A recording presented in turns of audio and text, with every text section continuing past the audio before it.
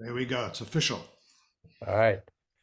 I'm going to share my little diagram here that I had up when I was There you when go. we were waiting for folks. So this is a friend sent this recently, and you can follow this purple line is kind of the line of the person who goes through a little bit of a downturn and comes out running, trotting along on the other side. Yep. So it starts with some change. This is called anxiety over this thing that's going to change. And then kind of this happiness period about, oh, at last something's going to change. So we're kind of anticipating, well, this is a happy change. And then you start to think about it, and well, this may not be so happy. And what impact will this have on me? How will it affect me? Oh, this is bigger than I thought. Do I really do that? And this is kind of an anger phase where you go through this downward thing, and actually it's fear and threats and guilt, and even getting down here at the bottom of the curve, you really, I'm depressed. Who am I? Oh, and then you kind of work your way and gradually accept the new change and reach this point where, oh, this can work. This will be good. And off you're running again. Hmm. So there's little spin-offs here. This little dotted blue line at the top is the deniers. And you see that person stuck their head in the sand. What change? What change? I'm not going to change anything I do. Those are the deniers. And then there's this little green dotted line that goes over here, and this is the delusional. Yep. I'm off. This isn't for me, and they're just disillusioned by this change, and they just leave. And then there's this one down at the bottom. It gets hostility over this whole thing, and says, "I'm going to make this work if it kills me." And well, maybe it will. Yep. So this course of here is really called rational acceptance. Mhm. You can be a denier, you can be a delusionist, or you can have rational acceptance. And that's kind of where we are. Now, the friend sent me this as an illustration that could be used for these changes that are coming forth from the NAR settlement and the new forms and the new procedures we're going to have and so forth and so on. But can anyone guess what this diagram was originally developed for? Hmm.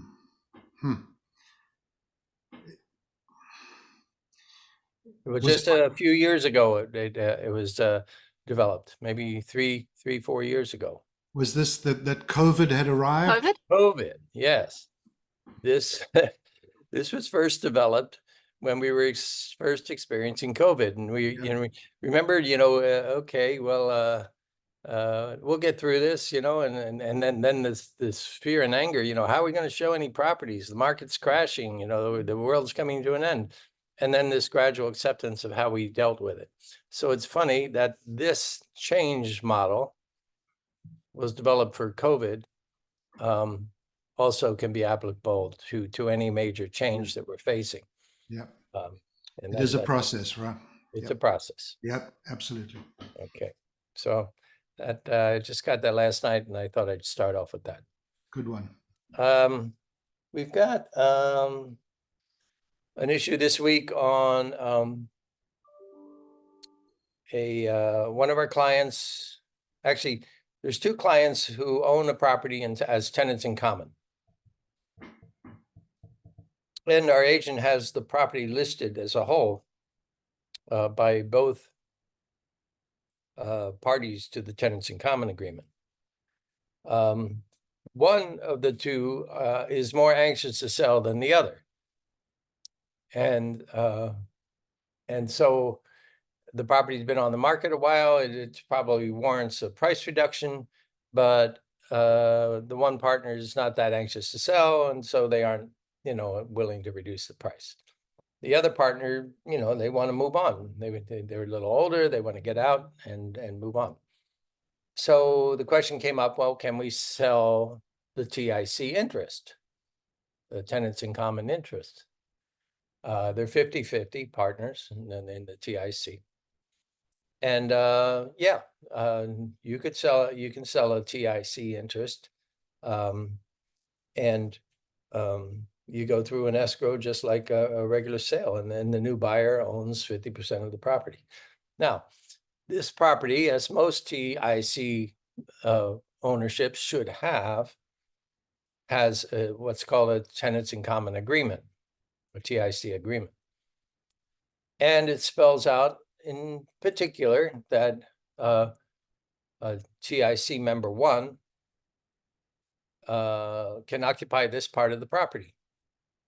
And there's 2 residents on the property. They're fairly separated from each other, but they're both on the same parcel.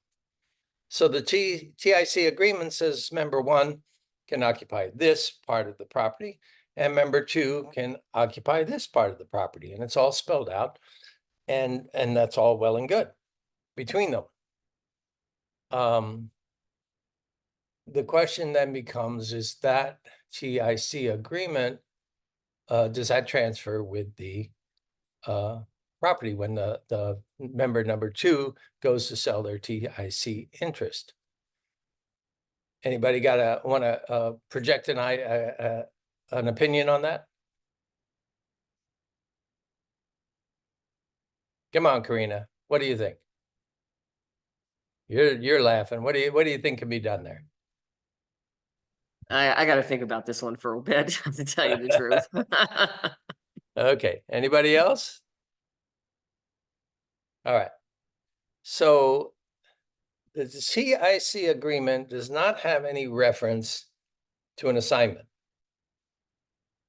Our RPA, as we all know, has an assignment provision, and it's very specific about how the RPA can be assigned during the course of an escrow from the buyer to a new buyer.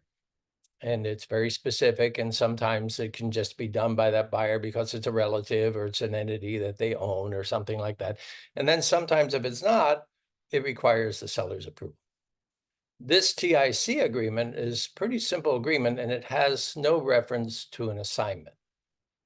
So, question raised in my mind, is it a personal agreement specific to the individuals who signed that TIC agreement, or is it something that runs with the property?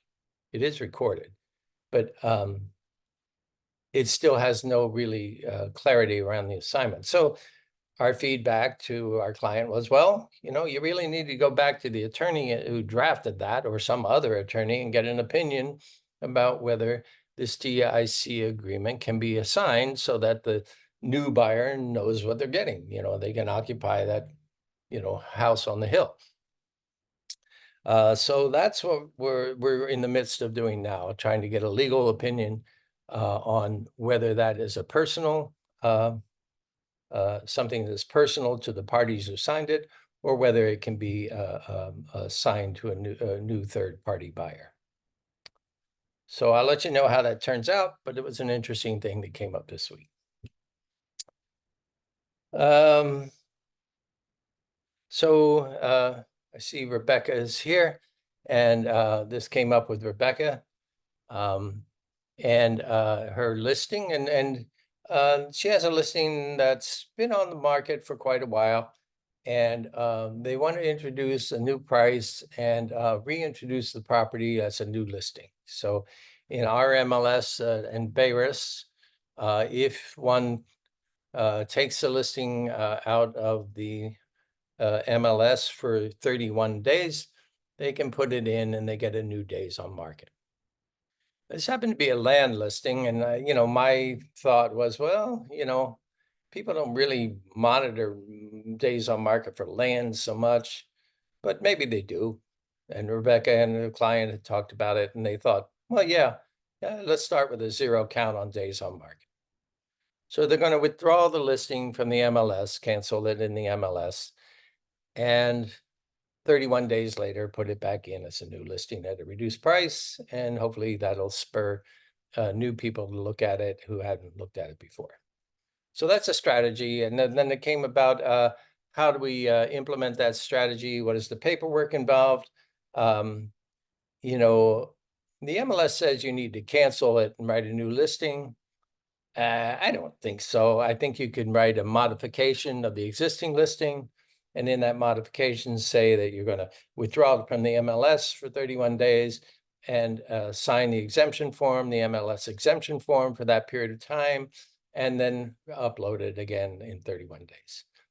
But I don't think, I mean, in my experience, MLS has never asked for the paperwork behind, you know, those kinds of things anyway. So they aren't going to ask to see the new listing if it was actually canceled and you have a new listing, or if you modified the old listing.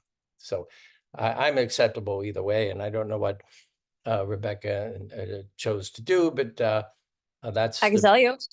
Okay, tell us, Rebecca. Sure. We went with your suggestion and just did the modification to the existing agreement. And that actually works out better. Okay. Because we can continue to take buyers if we don't, Right. if somebody wants to write an offer, we haven't canceled our contract, we have an active contract, and we can just do what needs to be done that way. So everybody's happy. Great. And I think just doing anything generated some buzz in the universe, because that's exactly when people start calling, is when you're about to take it off the market. Exactly. Karina, do you know if up there in Lake County Association of Realtors, they ever asked for documentation around something like that? No, I've never seen them ask for documentation. Yeah, Ever. I don't think so. As long as we're doing it properly in the background and we're representing it fairly in the MLS, I think we can do the paperwork that makes the most sense. Okay, we're going to go back. It seems to be we're visiting this form every week. Let's see. I'm gonna close that one. Can you see the COP form? Somebody say yes, please. Yes. Thank you, Julie. Okay, so I think we've covered this the last 3 weeks, but we came up again this week. We have a buyer, we're representing a buyer, and they in this case, they are entering into a contract. Let's see. 1A is the buyer's entering into a contract for sale and closing on the property. So they want to sell their property. They want to get it sold and then close escrow on it. So that's the condition 1A. 2B, they have they are going to list the property. Well, 2B is entering into a contract for the sale of the property, and they wanted 30 days. So we put in 30 here. Okay, that's all fair and good if the seller will accept it. It was a 65-day closing. So they want 30 days to get their property sold. They haven't listed it yet, but they know who they're going to list it to. So they said they shall, and they're going to list it with Better Homes and Gardens, of course. And that's where we go with that. And then again, down here in the all important backup offer area, 7B, or the 7C, 1, 2, or 3. This is about the ability of the seller to give the buyer notice to perform. And remember, there's 3 options. They can they can do it immediately when they go to accept a backup offer, and then the buyer has 2 days to remove their contingency and prove that they can buy the property, the new property, without selling the old one. That's a tough go, usually. And then C2, there's a delayed right to notify. And again, they wanted 30 days. So the seller would give them all those 30 days to try to sell their property without having to be subject to cancellation. So that's what they asked for. And then, of course, C3 is the no right to notify the buyer until closing. That's a pretty tough one for the seller to swallow. So we usually see a C2 option in here on the COP. Any questions on that? How long was the escrow when you wrote the offer? 60 days. So the 30 days was, like halfway through the escrow. If they hadn't sold it by 30 days, then the parties revisit the situation and see what they want to do. Good question. All right. So let me see. I'm going to go back, and the other form we want to look at this morning is the SPBB.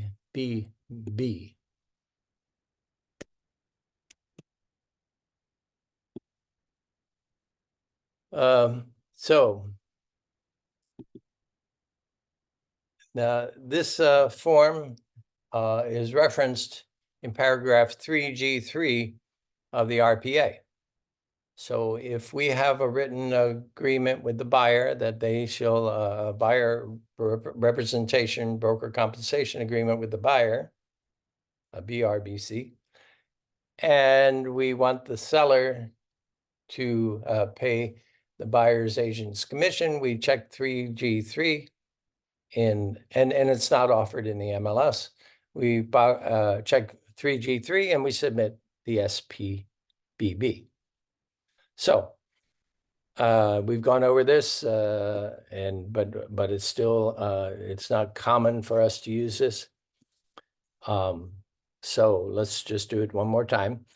Only use this form. So these are the instructions. We only use this form if these three things occur.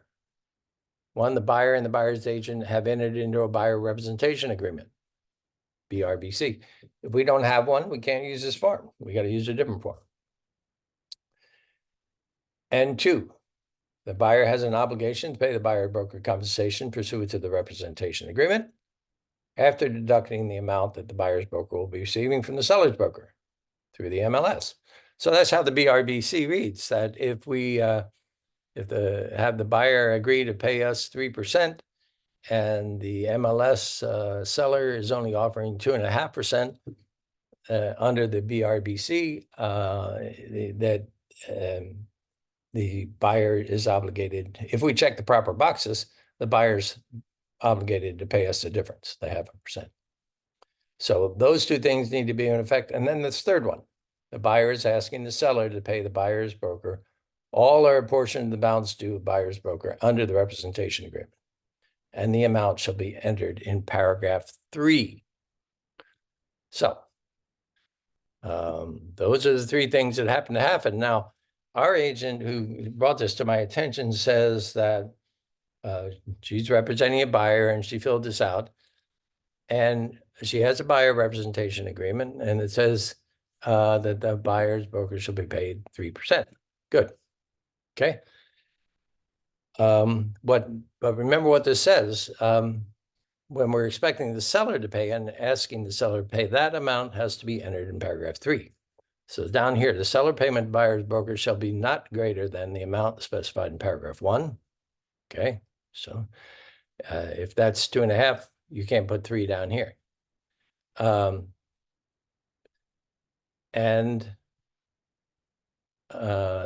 seller agrees to pay the buyer's broker, and then you would have to enter a number in there. So 3%. So that's where we kind of didn't complete the form because we just put the 3% in here, but we didn't put the 3% down here where we're asking the seller to pay it. So that's kind of where we got to do both boxes. Now, our agent said that she got a call from the listing agent, said, hey, you forgot to put this number in, and that's okay. We can correct it the form. But she says,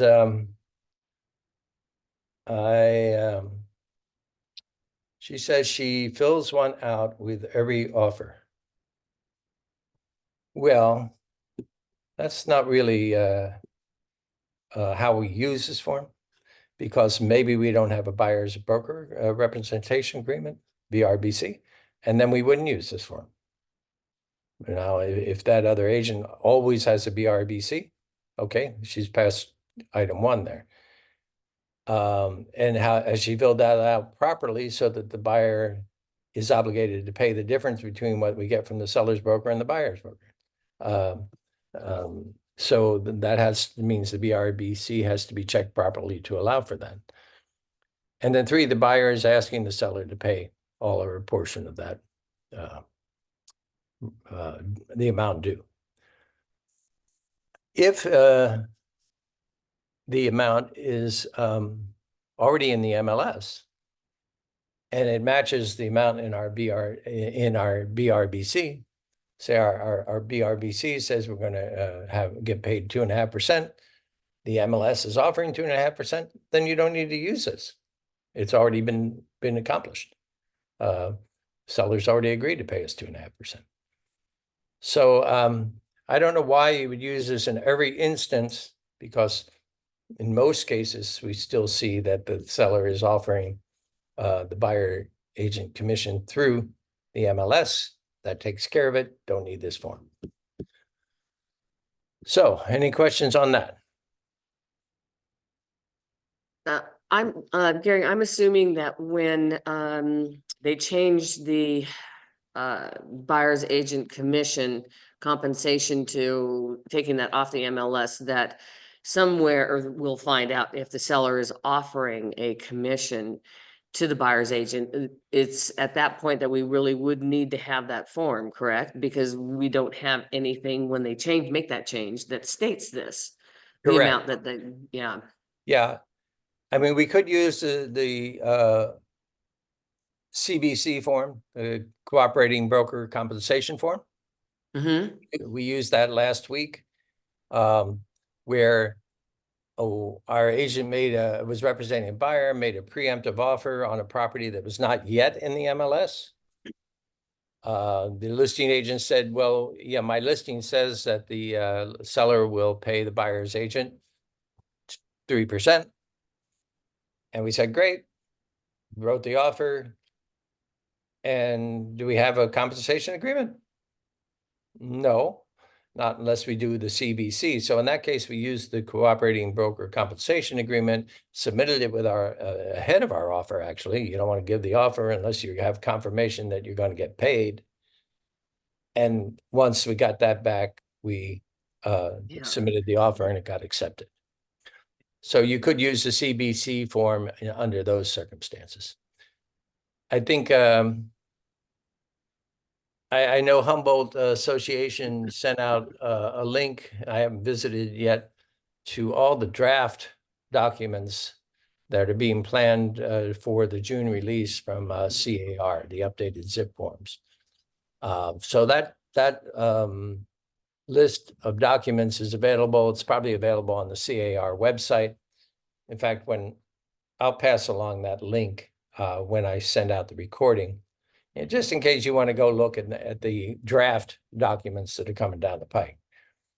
What I've heard is that certainly we'll call the listing agent and say, hey, what are the is your listing providing for any compensation for the selling broker? And they'll tell us yes or no. And then if we have the BRBC and it's properly filled out and the buyer has authorized us to ask the seller to pay that, then in our RPA, we check 3G3 and attach the SPBB, as we've just talked about. So yeah, there will be some mechanism we figure out to learn what the compensation is, whether it's $0 or $1 or a percentage, and then we'll move forward based on what we learn. It's not clear yet exactly what that step will be, though. Okay. Change. Remember that thing? we're down here in the anger phase where we're saying, what the hell is going on? Yeah, we're down there right now. All right. Any other questions on this SPPB? All right.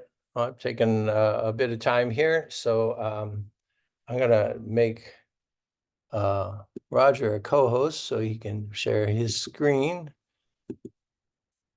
You're a co-host, Roger, and we're got Roger's ruminations. ruminations is, I always kind of looked at it as a word that was like, wanderings, Roger's thoughts, his idle thoughts, and it really it refers to a ruminating animal who's Animals chewing their cud. chewing the But anyway, ruminations, it sounded good. ruminations. Yeah. I also like that other word, cogitation. It's that old-fashioned English word when you cogitate. You're Okay. thinking about things as well. Yeah. Oh, yeah, you know what we should call it? What's it? Rogitations. Roger's rogitations. Rogerisms. There we go. Let's have a look here. Savvyisms. Yeah, I got shortchanged on that last name of mine. It should have had 2 V's, but I only got 1 V. So I had to deal with it, right? There we go. Let me just move this around. Can you see my screen clearly, Gary? Yes, I can see it. All right, that's fine. And this has been a fantastic week. Obviously, this is tax week. I take it we've all got our taxes in and we're good. And the wonderful Lisa, who's on this call, is on vacation in Southern California. She's there. Enjoy your vacation, Lisa. Parmita has a new car. Parmita, you might have to show pictures of your car a little later. But so my intention was to focus this morning on the rising home prices and how it continues to fuel the massive amount of equity that people have in their homes. And as a little reminder, most agents know what's happening in the marketplace. I mean, they keep themselves up to date and they understand it. But the really important part here is great agents can explain what's happening. Are you able to take some of these key graphs and charts and the blog that Gary sends out, look at it, and turn it into great talking points? Have a system where you decide, I'm going to educate 2 or 3 people per day for these great conversations where you can simplify the market as well. And I like images, just like Gary showed us a great graphic. I created this one last night, this tug of war. It's a battle royale between inventory and affordability, and which one is going to win? And you can see on the left-hand side, there's the realtors and the builders pulling, endeavoring to get inventory on the marketplace. Builders are starting to build smaller homes, because that's the way that some people can get into this market, is to say, all right, I'll buy a smaller home so I can begin to build equity. And the buyers on the other side are just saying it's unaffordable. So who is going to win this battle royale? So while this is a very cheap Roger kind of graphic, it may help to simplify you, to explain what's going on in the marketplace and control the narrative, because that's what makes great agents. And I posted this question yesterday: what could Siegfried and Roy tell us about real estate in the North Bay? And I mean, look at them, Siegfried and Roy and the Blue Man Group. 2 Las Vegas shows that play to packed out audiences. But something went wrong with Siegfried and Roy. Everyone remember what happened to that? Roy got chewed by a tiger, right? And that was the end of that show. Now I've got to ask you, what would have happened if one of the Blue Man Group had got chewed by a tiger? What would have happened, right? I can tell you, they would have found another talented guy or gal, painted him or her blue, and shoved them into the band, and they would have continued. And that's why Blue Man Group is currently performing in Sydney, Australia, London, England, New York, and Las Vegas, all at the same time. So what's the difference between the Blue Man Group and Siegfried and Roy? Well, Siegfried and Roy was personality based. My personality is just so great, I don't need systems. People will just remember me. And Blue Man Group is about they lead with systems and then let their personality shine after that. So think about your business. Think about your business. Do you at least have a few systems in place that you can relieve your mind that I'm okay to go out and have great conversations and control the narrative? Think of yourself as the Blue Man Group rather than Siegfried and Roy, right? So I like this comment here from Dr. Selma Hepp, the chief economist at CoreLogic, that rising home prices continue to fuel growing home equity, and which at almost 300,000 per average borrower remained near historic highs at the end of 2023. So the typical homeowner has notable home equity reserves that can be tapped if needed. And home prices are rising in a healthier way now, 3.2%, maybe 3.5, not at 15, 16, 17. We're just returning more to a healthier market. And this enormous home equity that homeowners have is a silver lining that came out of COVID, right? Out of those depression that Gary was talking about. This has been some of the silver lining. And so people can tap into that equity, whether they want to downsize, whether they want to buy an investment property, buy a second home, open a business, send their kids to school. This is the marquee that everyone has. And you can see here, if you're looking quarter over quarter, which is on average 1.5% change in home prices overall countrywide, year over year it's 6.5%, over 5 years, almost 60%. And for over the last, what does that say? Let me just move the little box out of the way. Since quarter one of 1991, 312% growth in equity. That's amazing. Look at California with that amount of growth. Just amazing. And so this appreciation continues to go at a healthier rate. The Federal Housing and Finance Agency said US house prices rose 6.5% between the fourth quarter of 2022 and the fourth quarter of 2023. I'm reading this because I know you can read this yourself, and this is not the ideal way to do slides, but these are powerful comments for you to be able to grab and share with your clients, right? House prices were up 1.5% compared to the third quarter of 2023. Healthy stuff. This is a remarkable graph. It's remarkable. If you're looking 48 consecutive quarters of positive price appreciation in the United States. And that is a great message to get out there. It's amazing. It's almost unbelievable. Home ownership always wins, no matter the crisis, no matter the geopolitical problems going on. And you see with the geopolitical problems, the 10-year treasury goes up, all sorts of stuff, but home prices continue, to go up in value. Just amazing. This is simply an amazing chart. And so this should bring confidence to those that are equivocating. Should I get into this market or not? Because this is the way you're going to continue to build equity. And you can see the homeowner equity gains year over year, quarter four 2023. Just amazing. The average homeowner gained approximately $24,000 in equity during the past year. And in California, it's way higher than that. You can see over here, almost across the country, California, Texas is the only one that seems to be struggling just a little, but everyone is going up. And it's really, really good news, no matter where you are. So again, just growing continuously. Americans now, ladies and gentlemen, are sitting on amazing amounts of equity. Almost 67 or 68% of Americans either have their home paid off or have more than 50% equity in their properties. That's astounding. And this is appreciation fueled. This is a great way of a conversation starter. Look at this. What would you do with your equity? Do you want to know what your equity is? It's a great conversation starter.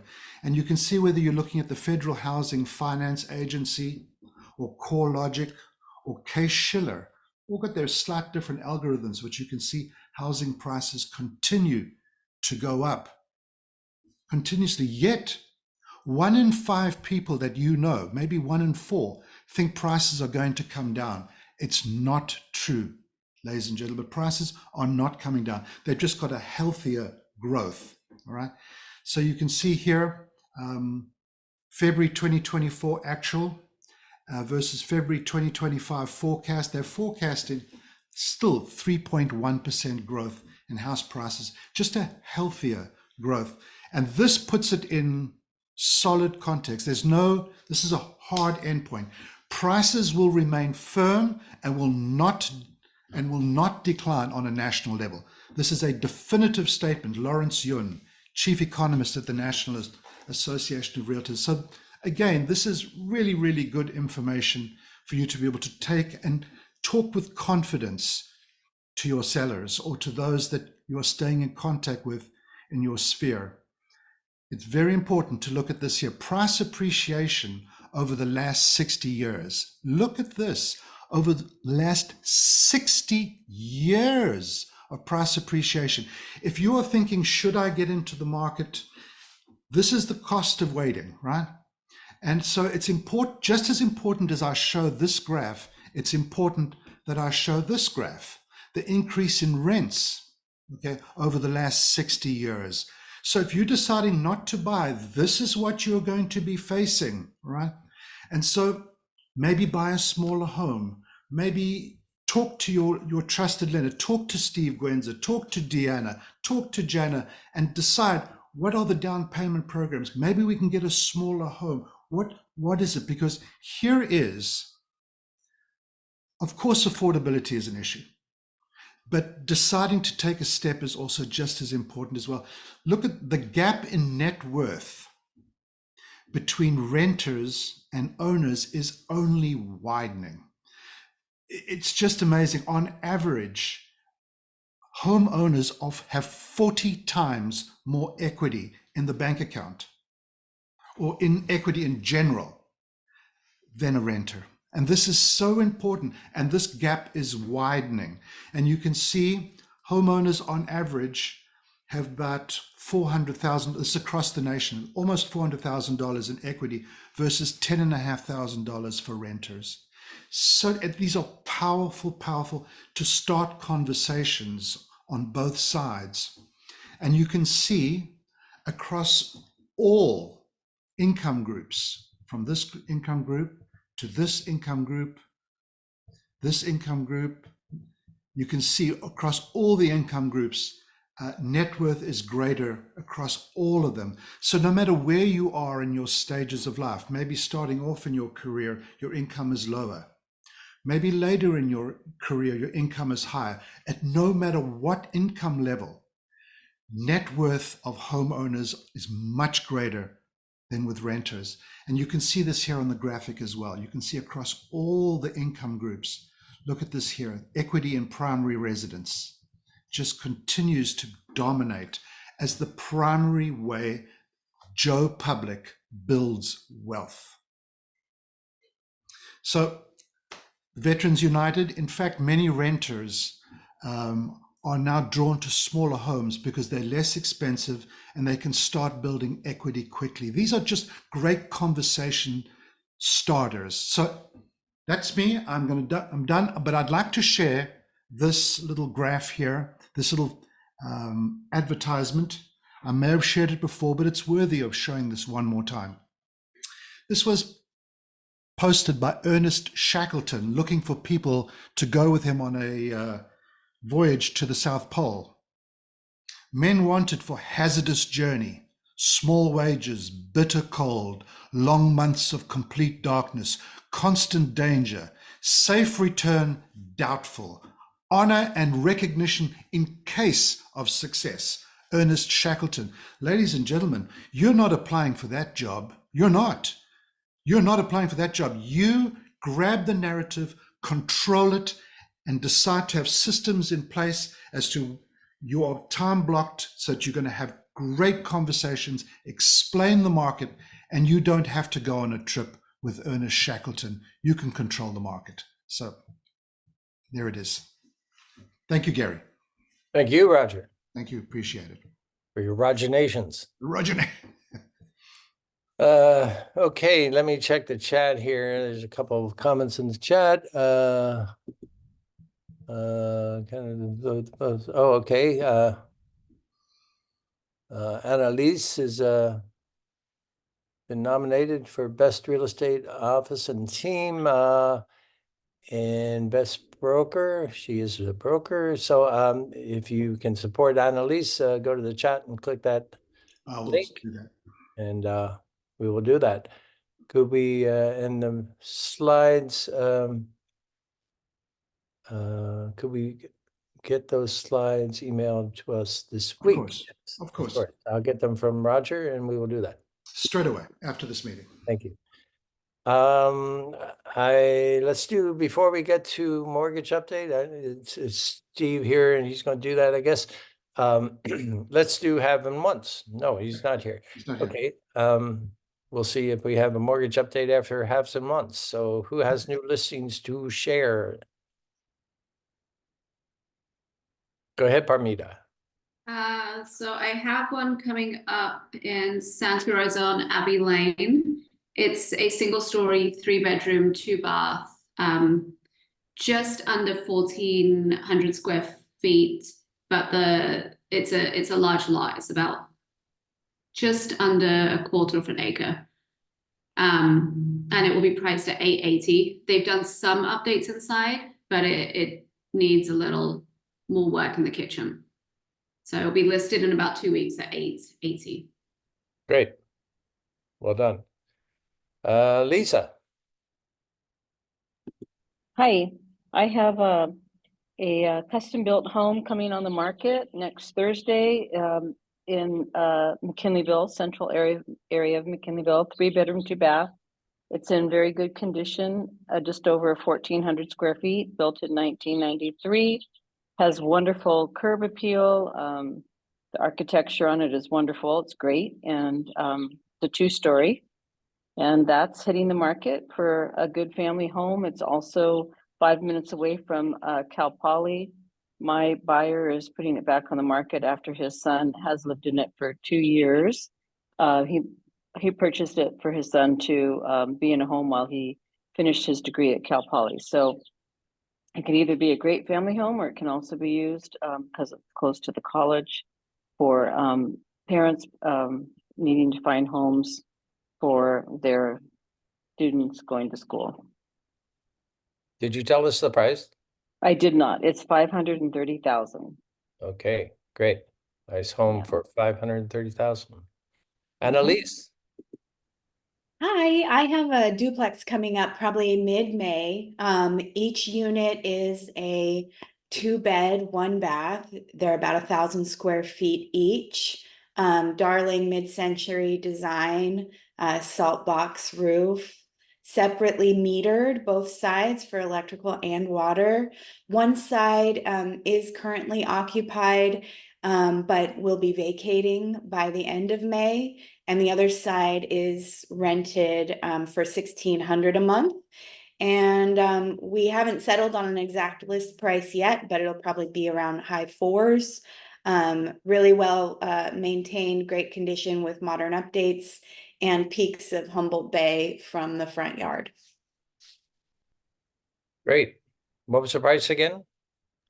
We haven't confirmed a price, but it'll probably be mid to high 4s. Okay, duplex in the mid 5 4s. Get your investors out there. Great. Any other updates? Buyer needs you want to share?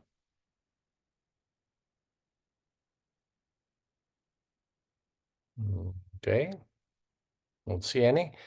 Roger had to bounce off, and I don't know who the iPhones are, but if neither the mortgage person, we won't have a mortgage update today. I don't think rates have changed much.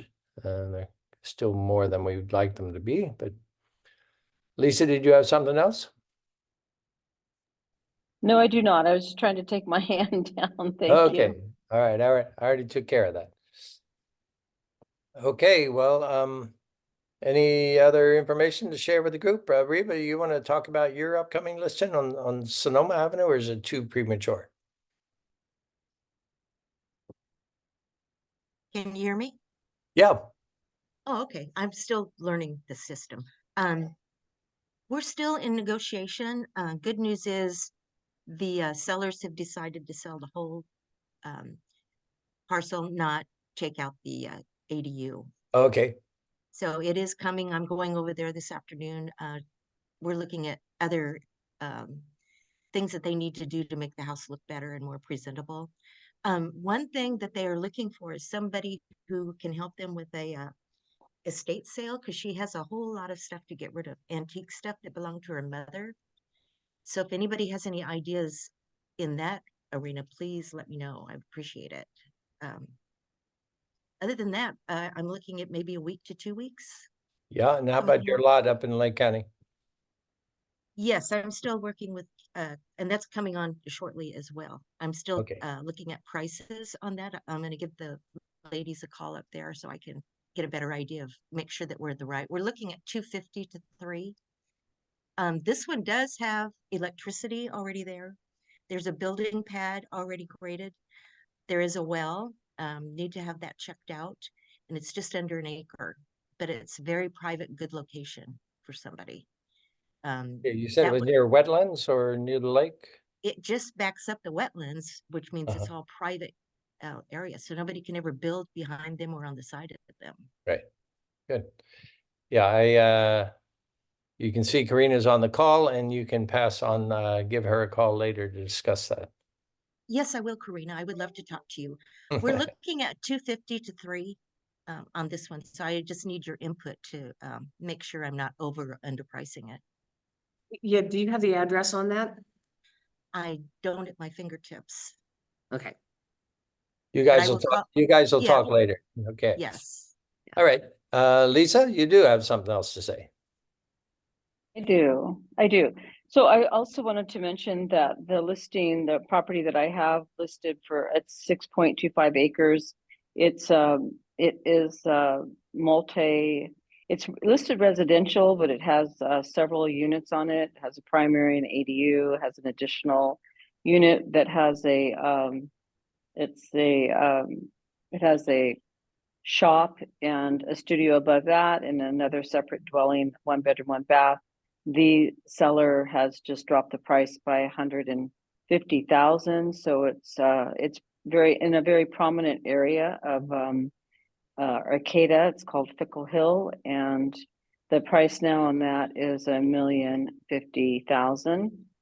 And so anybody looking for investment property, it's a great, with also the possibility of a primary but income generating property. So that I wanted to mention that. I do have a buyer also that's looking 425,000 and under, 2 bedroom, 2 bath, 3 bedroom, 2 bath, 3 bedroom, 1.5 in the Eureka area, with a home with great lighting, not necessarily a lot of acreage, just a nicely constructed home with good lighting in the house. Great. Thank you. Yeah. I can tell you, I visited the site up in Arcata, and it's beautiful redwood groves you pass through to get there. It's quite pretty and would make a nice residence with income on it in a beautiful area. Anything else? All right then. Thanks for tuning in, and we will not have contract training tomorrow, as I've said, because we had it today, and we'll catch up with you next week. Thank you so much, everybody. I enjoyed the meeting very much. Great, Reba. We'll talk to you later. Thank you. Take Okay, care. bye. Bye.